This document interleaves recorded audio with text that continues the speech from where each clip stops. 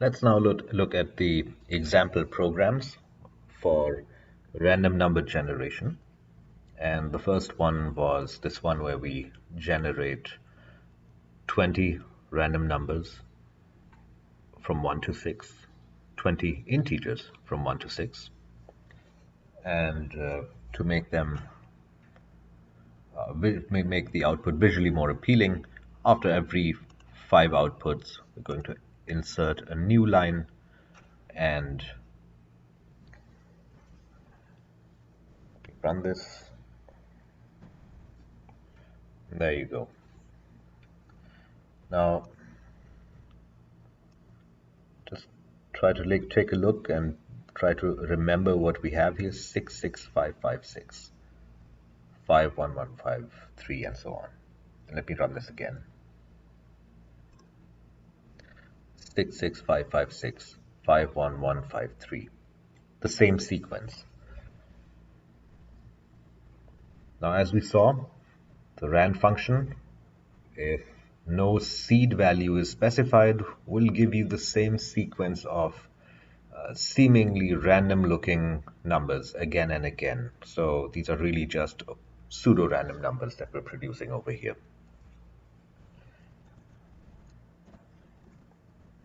And even a third time, same sequence of numbers: 66556, 51153.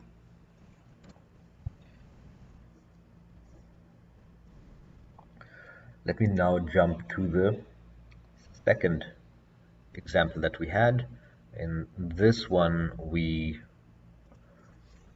were simulating the roll of a die for, I think I said 6 million, but it's actually 60 million. I think I read one less. I made a mistake reading that number, that one of those many zeros.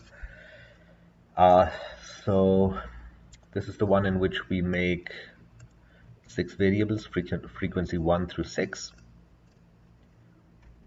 We have a for loop going 60 million times.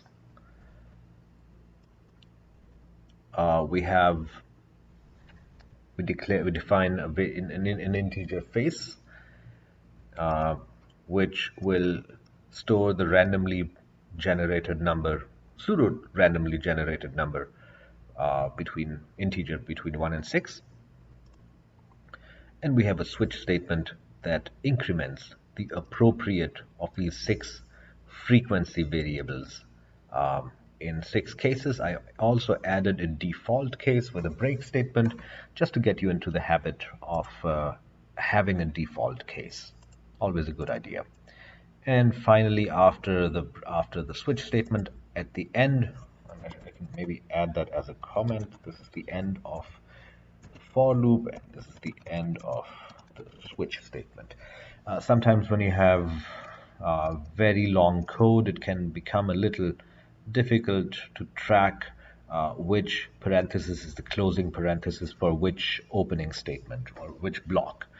Let me also take this opportunity to show you something else. So when you have long-running code, blocks of code like this one, like the switch statement, for example, you can roll up the code in that block by clicking on this box with a minus sign on the left side over here. May have noticed these before, so let me click that, and look what happens. The code inside the switch statements block is now inside here. It hasn't gone away, it hasn't been deleted, it has just been hidden from view, making it sometimes easier to read or see the entire code. And you can do this for other blocks of code as well. For example, this for loop that we have over here. Let me unroll the switch statement again, and now let me roll up the for loop like this. All of that is in here. Again, hasn't been deleted, hasn't gone anywhere. That's just the way the information in the CPP file is being presented right now on screen. This is a feature of the IDE. And just like that, you can see you can roll up your header files if you have many of them. You can even roll up the entire main function. Remember, the main function is also just a block of code. Okay. Now we have these 7 printf statements over here. The first one prints out the header for the output, and the last 6 print out the values of frequency 1, 2, 3, 4, 5, and 6. The number of times that each face of the die came up. Let me run this.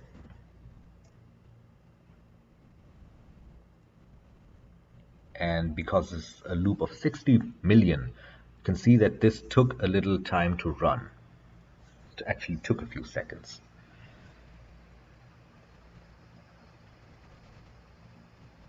Okay, take a look at those numbers.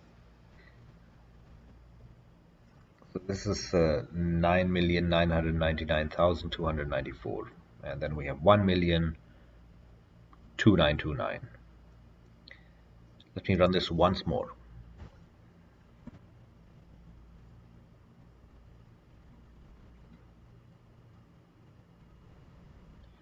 And you'll see that these numbers do not change in successive runs.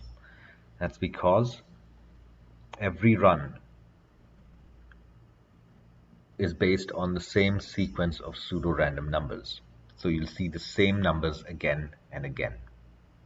The other thing to notice is that while we expect the frequency number for each phase to, we expect it to be around 10 million for each, it's not exactly 10 million.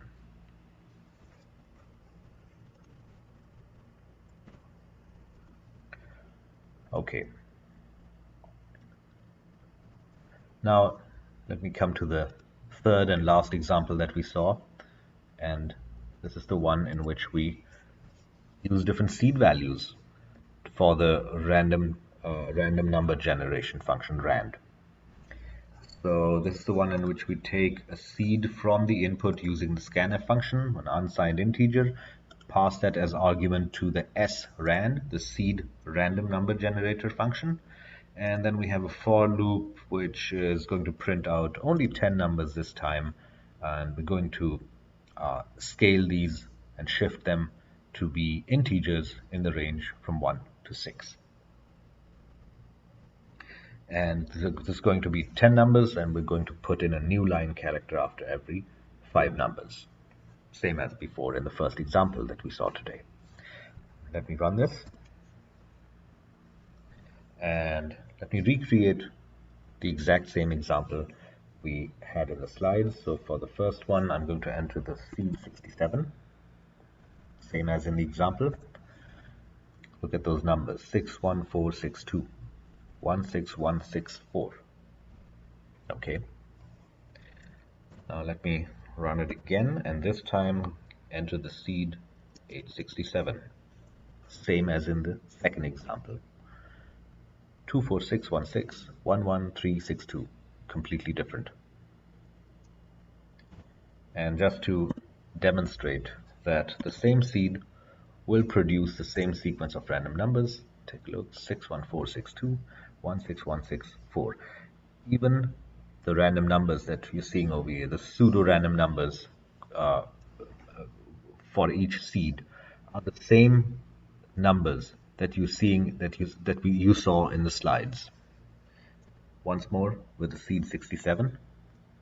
Remember what these numbers are: 61462, 16164. 61462, 16164. Same numbers.